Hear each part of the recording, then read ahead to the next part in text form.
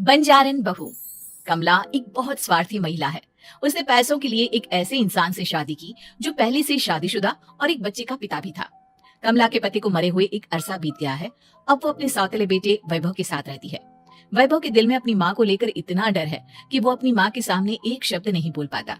उसकी माँ जो कहती है उसको सर झुकाकर वही मानना पड़ता है। वैभव, तुमने अभी तक घर का काम क्यों नहीं किया? तुमसे कितनी बार कहा है कि सूरज निकलने से पहले तुम घर की साफ सफाई पूरी कर दिया करो। वैभव कुछ नहीं बोलता, चुपचाप सर झुकाए अपनी माँ की बात सुनता रहता है।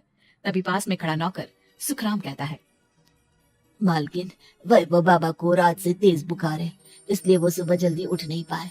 उनके बदले मैं घर की साफ सफाई कर देता हूँ। इसे कोई बुखार नहीं है। मैं इसे अच्छी तरह से जानती हूँ। ये सब काम न करने के बहाने हैं। सुखराम काका, बोल दो इसे, सारे घर का काम यही करेगा। और इसे समय पर अपना काम पूरा नहीं किया तो इसे आज का खाना भी नहीं मिलेगा। मगर मालकिन, वैभव बाबा की सच में ही तबीयत खराब है, आप एक बार देख तो लीजिए। कमला बिना कुछ बोले वहां से चली गई और बेचारा वैभव तेज बुखार में भी काम करता रहा। कमला वैभव की शादी एक ऐसी लड़की से कराना चाहती थी जो अनपढ़ हो और कमला से इसी तरह डरे जिस तरह वैभव डरता है, ताकि वैभव की सारी जायदाद और धन दौलत उसकी मुट्ठी में रहे। लेकिन आज के जमाने में ऐसी लड़की मिलना मुश्किल है। कमला कार में यही सब कुछ सोचती जा रही थी कि तभी रास्ते में, अरे ड्राइवर, तुमने कार क्यों रोक दी? और ये इतना शोर कैसा? मैडम, आगे कुछ बंजारों का खेल चल रहा है, इसलिए भीड़ लगी है। मैं अभी भीड़ को साइड में करवाकर कार निकालता हूँ। ड्राइवर भीड़ को साइड करके कार निकालने की कोशिश करने लगा कि तभी कमला की नजर रस्सी पर चल रही एक फुलवा नाम की बंजारन पर पड़ी। क्यों ना मैं इस बंजारन की शादी वैभव से करा दूं? ये तो अनपढ़ लग रही है, मेरे पैरों तले दबकर भी रहेगी। मुझे अभी इसके माँ बाप से बात करनी होगी। ये सोचकर कमला ने उन बंजारों से बात की और उन्हें शाम को अपने घर बुलाया। फुलवा के माता पिता वहां उसे लेकर आ गए। उन्होंने इतना आलीशान घर पहले कभी नहीं देखा था। अच्छा हुआ आप लोग आ गए। देखिए, मुझे घुमा फिरा कर बात करने की आदत नहीं है, इसलिए सीधे सीधे मुद्दे पर आती हूँ। मुझे आपकी बेटी बहुत पसंद है। मैं अपने इकलौते बेटे की शादी आपकी बेटी फुलवा से कराना चाहती हूँ। इसके बदले में आप जो चाहो वो ले सकती है। तभी फुलवा की माँ कहती है, ये क्या कह रही है मैम साहब? कहीं आप हमारी गरीबी का मजाक तो नहीं उड़ा रही ना? आप मेरे बेटे से मिल लो। अगर आपको मेरा बेटा पसंद आता है तो मैं कल से ही शादी की तैयारी शुरू कर दूंगी। सुखराम, सुखराम, वैभव को लेकर आओ। फुलवा अपनी माँ के कान में फुसफुसाती है, माँ, कहीं इस मेम साहब का छोरा पागल तो ना है? फुलवा अपनी माँ से बात कर रही होती है कि वैभव वहां आता है। फुलवा उसे देखती ही रह जाती है और उसके माता पिता उसकी शादी तय कर देते हैं। शादी वाले दिन किसी को फुलवा और वैभव की बेमेल विवाह की बात समझ में नहीं आती। फिर भी एक औरत कमला से पूछ ही लेती है, कमला जी, आपने अपने इकलौते बेटे की शादी देहाती गवार से क्यों करा दी? ये बंजारन आपके घर की बहू बनने लायक तो नहीं है। कम से कम अपने स्टेटस का ही ख्याल कर लिया होता। बहू तो अपने टक्कर की लाती, आपने तो बंजारन को ही बहू बना लिया। अब कमला को समझ में नहीं आ रहा था कि इस बात का क्या जवाब दे। वो कुछ देर चुप रही और सोच समझ कर कहती है, बहन जी, आपको तो पता है आजकल के बच्चे किसी की बात कहाँ सुनते हैं। मैं तो अपनी बहू एक पढ़ी लिखी और अपनी सोसाइटी की ही ढूंढ रही थी। लेकिन मेरे बेटे ने मेरे सामने इस बंजारन को लाकर खड़ा कर दिया। बोला कि मैं शादी करूंगा तो इसी से। अब भला मैं क्या करती, मुझे अपने बेटे के सामने झुकना ही पड़ा। कमला की ये बातें सुखराम भी सुन रहा था। उसने ये सारी बातें वैभव को जाकर बता दी। काका, मैं तो फुलवा को जानता भी नहीं, फिर माँ मेरे बारे में झूठ क्यों कह रही है? अरे बेटा, तुम कितने भोले हो, तुम्हें कुछ भी नहीं पता।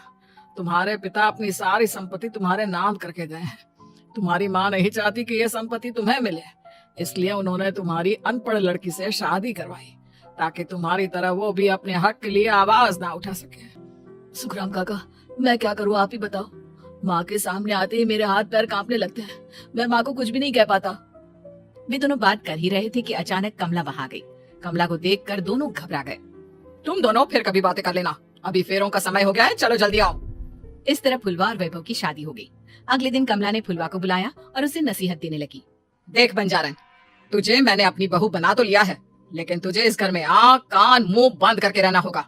घर का काम कर और अपने पति से मतलब रख, समझी? कमला का ऐसा रवैया फुलवा को बिल्कुल समझ में नहीं आया। उसने वैभव से इस बारे में बात की।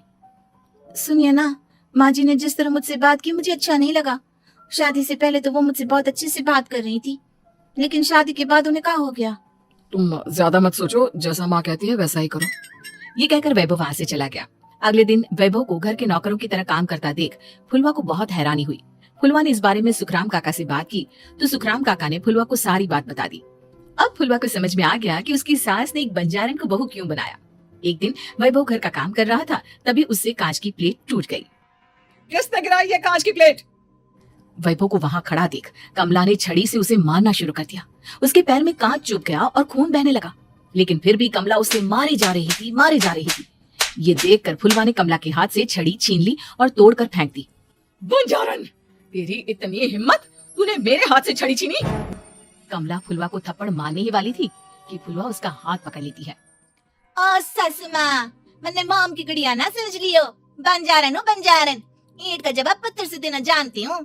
आज के बाद मेरे या वैभव जी के ऊपर हाथ उठाने की सोचो भी ना, समझी ससु माँ? ये कहकर फुलवा वैभव को लेकर वहां से चली गई। उसने वैभव के पैर पर पट्टी बांधी, उसके आंसू पोंछे। वैभव ने पहली बार किसी के दिल में अपने लिए इतना प्यार महसूस किया।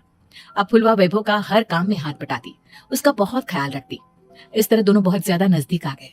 वहीं दूसरी ओर कमला सारी जायदाद अपने नाम करने की साजिश करने लगी। और एक दिन वैभव, जल्दी बाहर आओ। कमला की आवाज सुनकर वैभव और फुलवा अपने कमरे से बाहर आ गए। जी माँ, आपने बुलाया? ये ले, इन कागजों पर साइन कर दे। वैभव कागजों पर साइन करने ही वाला था कि फुलवा वैभव के हाथ से पेन छीनकर कहती है, ना वैभव जी, आप इस पर हस्ताक्षर नहीं करेंगे। आओ बंजारन, मैं तुझसे बात नहीं कर रही। ये बात मेरे और मेरे बेटे के बीच की है। चुपचाप पेन दे दे, नहीं तो तेरी खाल उधेड़ लूंगी। ससु माँ, बंजारन की खाल इतनी भी ढीली ना होवे कि कोई भी उधेड़ लेवे। जो यकीन ना आता हो तो देख ले उतार के। और हाँ, बंजारन जरूर हूँ पर अनपढ़ ना हूँ। मन ने भी पता है कि किसी भी कागज पर साइन करने से पहले उसे अच्छी तरह पढ़ लेवे हैं। पेन देती है या नहीं? ये कहकर कमला फुलवा को मारने आई तो फुलवा ने कमला को धक्का दे दिया और वो नीचे गिर गई। कमला डरकर वहां से भाग गई। अब फुलवा ने वो कागज उठाए और वैभव के साथ सीधा वकील के पास चली गई। वकील ने वो कागज देखी और फुलवा को बताया, वैभव के पिता की सारी जायदाद और संपत्ति वैभव के नाम है, लेकिन वैभव की सौतेली माँ इस संपत्ति को अपने नाम कराना चाहती है, इसलिए इन कागजों पर वो साइन करा रही थी। तो अब हमें क्या करना चाहिए वकील साहब? वकील ने फुलवा और वैभव को सब कुछ अच्छी तरह से समझा दिया। अब दोनों घर पर पुलिस को लेकर पहुंचे। कमला पुलिस को देखकर घबरा गई। पुलिस ने कहा, आपके नाम की कंप्लेंट हुई है, आपको हमारे साथ थाने चलना होगा। कंप्लेंट? कैसे कंप्लेंट? आप अपने सौतेले बेटे पर बहुत अत्याचार करती हो, धोखे से सारी जायदाद अपने नाम करा रही थी। अब नहीं इंस्पेक्टर साहब, जरूर ये मेरी बहू की कोई साजिश है, इसने गलत कंप्लेंट की है। मैडम, शिकायत आपकी बहू ने नहीं बल्कि आपके बेटे वैभव ने की है। कमला वैभव का नाम सुनकर दंग रह गई। जिस बेटे ने कभी उसके सामने सर नहीं उठाया था, आज वही बेटा उसके सामने पुलिस को ले आया है। वैभव, तुम्हारी इतनी हिम्मत कि तुम पुलिस को ले आए? हाँ माँ, मैं लाया हूँ पुलिस को, और मेरे अंदर इतनी हिम्मत कभी ना आती अगर फुलवा मेरा साथ ना देती। आपने बंजारन बहू को लाकर अपने ही पैर पर कुल्हाड़ी मारी है माँ। मैडम, आपकी बात खत्म हो गई हो तो चलो हमारे साथ। वैभव, मुझे माफ कर दो, मुझे थाने मत भेजो। आज के बाद मैं तुम्हें कभी नहीं मारूंगी, तुम्हें कभी परेशान नहीं करूंगी, मुझे माफ कर दो।